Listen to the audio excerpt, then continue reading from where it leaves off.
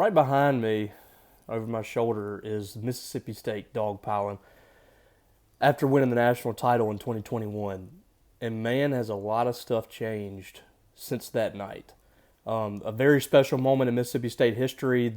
The Bulldogs won the first ever team national championship in the school's history, and they did it in a program that's got such a proud tradition and proud history around it in Mississippi State baseball. 2 years later, Mississippi State is at the bottom of the conference for the second straight year. And a lot of people are asking what's going on with this program. What has happened to a program that has been so good for so many years and 2 years ago won it all and finally got over that hump? And it really felt like Mississippi State was going to be able to hit that next level as a program and become one of the best programs in the country, a place where it's kind of been for a while. The national championships really eluded them. And now Mississippi State fans are asking how this has happened. We're going to talk a little bit about how this has possibly happened for Mississippi State, where they are as a program, and what do they do to kind of get out of this. A lot of it's unknown. A lot of it is things that I don't know if we can give an answer to. I don't know if Chris Lemonis can give an answer to it. I think there's a lot of complex situations going on with this program right now that's hindering it, keeping it from reaching its full potential. So let's kind of start with where things have begun to go wrong for Mississippi State dating back to last season. The Bulldogs weren't able to capitalize on that national championship thanks in large part to some injuries last season. We saw some big-time arm injuries for Landon Sims, Mississippi State's All-American closer, who had been moved to a starting role. Their best reliever, quite possibly, Stone Simmons, also went down with an arm injury. Several other guys were kind of hampered here and there, and they had lost some players from the previous season. And I think a lot of that just kind of snowballed for Mississippi State. By the end of the year, it was a team that couldn't pitch, they couldn't get big-time hits, they weren't playing great defense, and it all just kind of snowballed for them. In the offseason, Chris Lemonis tried to fix some of those issues with the transfer portal. He went out in the portal. He got a couple of pieces that I think they are helping Mississippi State this year. When you think about Amani Larry and Colton Ledbetter, Connor Hijack now is starting to really emerge for Mississippi State at either third base or the outfield, wherever they need him. And then in the pitching department, Nate Dome has been kind of a revelation for the Bulldogs. Didn't have a great start the other day in his first start, but for the most part, he's basically been your best pitcher since day one this year for Mississippi State. But Tyler Davis, a transfer from VCU, has not worked out. Landon Gartman has had some good moments, but his last two starts have not been effective at all since he's gotten an SEC play. You're having to start true freshmen and put them in serious roles. Drangelo Sanja is your Friday night starter. Evan Sierra is one of your top bullpen arms. He's going to start on Tuesday night for the Bulldogs. Bradley Lofton has emerged as one of your best pitchers. So you're relying on a lot of freshmen to get the job done, and it just looks like there's not many guys that Scott Foxhall has coached that are really starting to come through for you. The development's not there for Mississippi State, either on the offensive end or defensively in a lot of ways. And there doesn't seem to be a lot of production from anybody that's being thrown out there as far as the pitchers are concerned, and especially not from guys that aren't first-year guys. When you look at it, some of your best pitchers right now are either true freshmen or transfer portal guys. So what's happening right there? What is the disconnect for Mississippi State, whether it be in the teaching part of it and the production from Scott Foxhall, or for players themselves? What's happening that's cutting off that connection for Mississippi State to have success on the mound?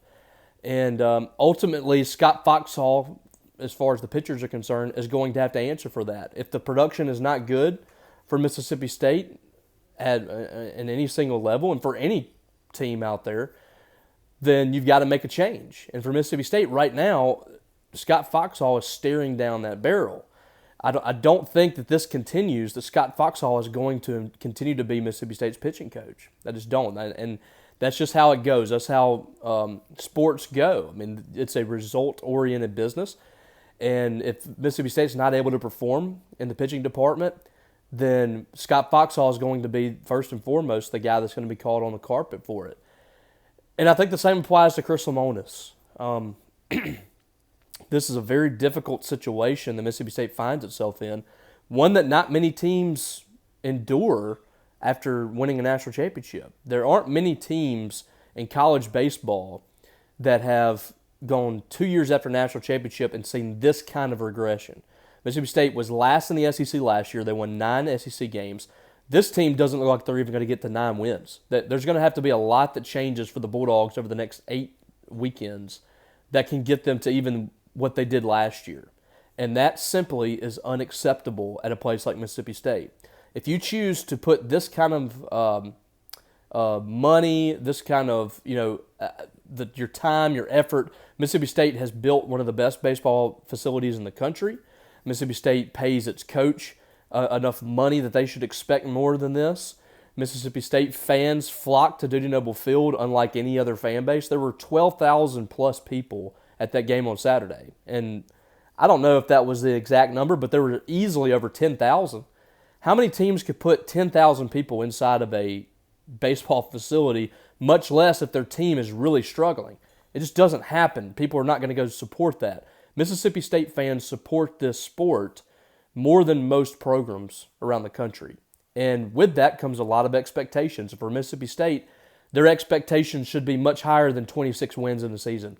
Their expectations should be much higher than 9 SEC wins.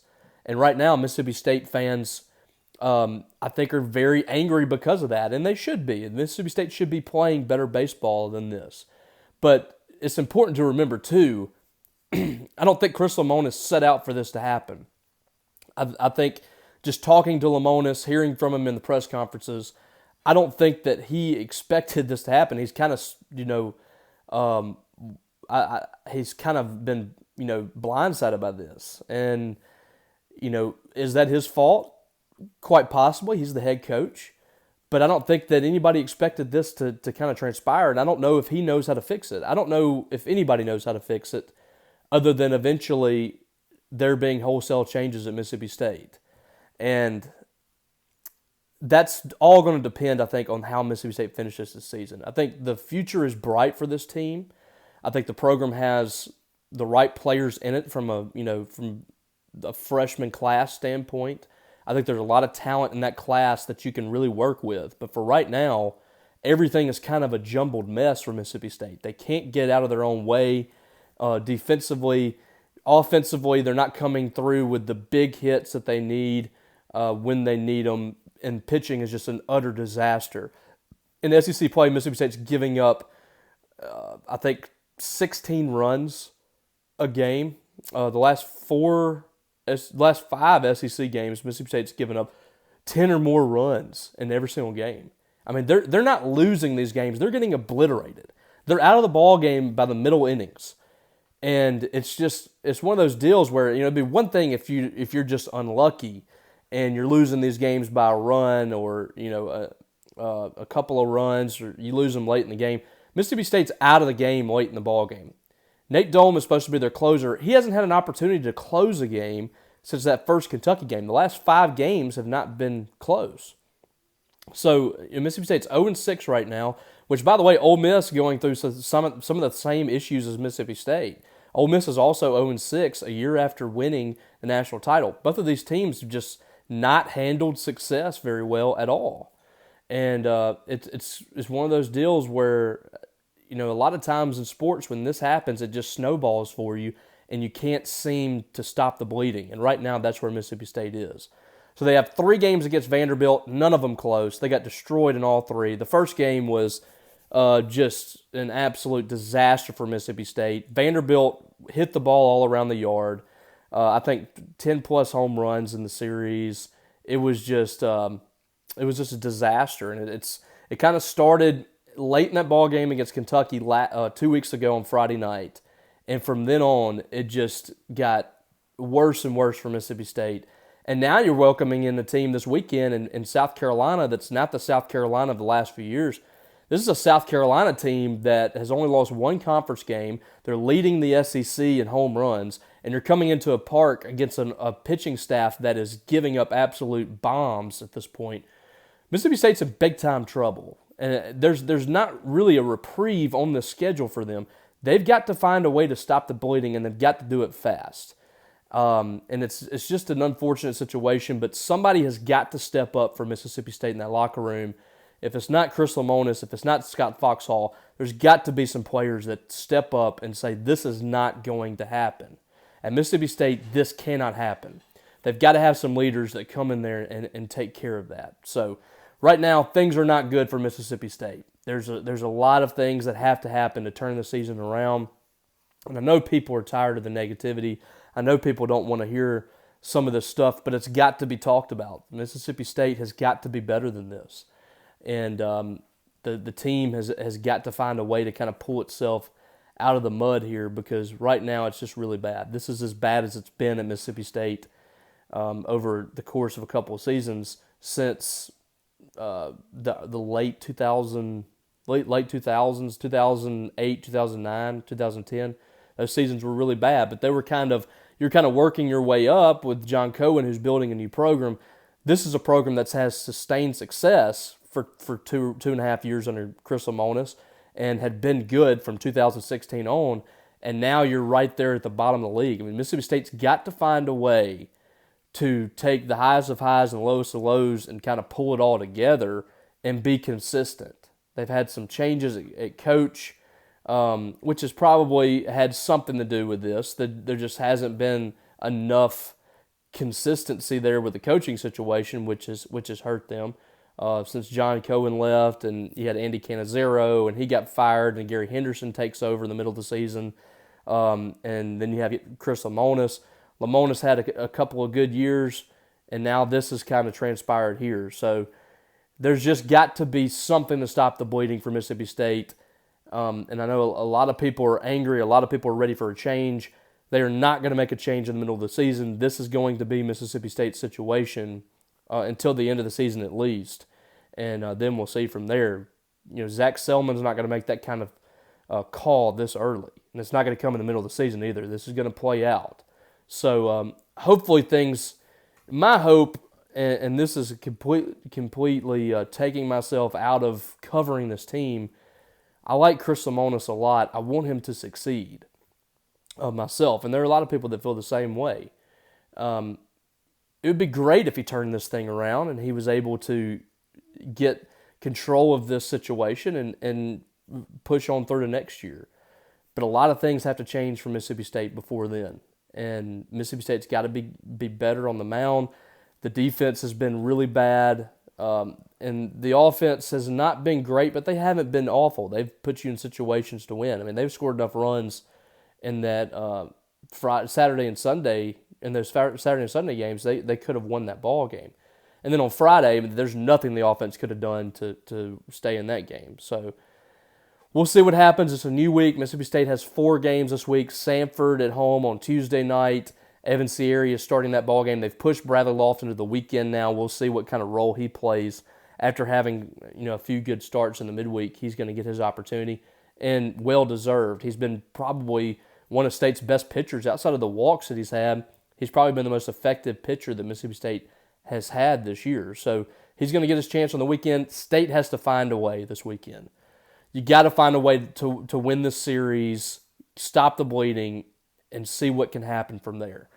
We've seen some teams, that 2018 team started 1-7 in the league.